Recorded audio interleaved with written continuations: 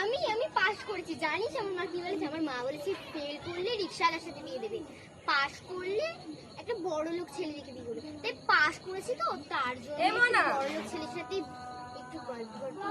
কি বলবো বল? আর ভাবিস না, কিছু ভাবিস না, হয়তো ফেল করেছিস।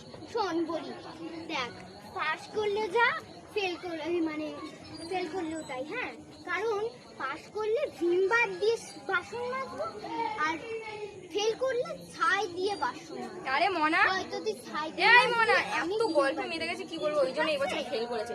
এই মনা, এই শোন, তুই কার সাথে ফোনে কথা বলছিস? কি বলবো দিদি, সত্যি বলছি, তুই এবছর ফেল করেছিস, তুই আমাকে সেটা জানিয়েছিস? তোর ফোন না, তুই বাবার ফোনটা নিয়ে ফোনে কথা বলছিস কেন? কি রে লাভ এটা আমার নটা ওর বাড়াবে, ওটা ওর মার ফোন, মা তুমি কিছু মনে করো না।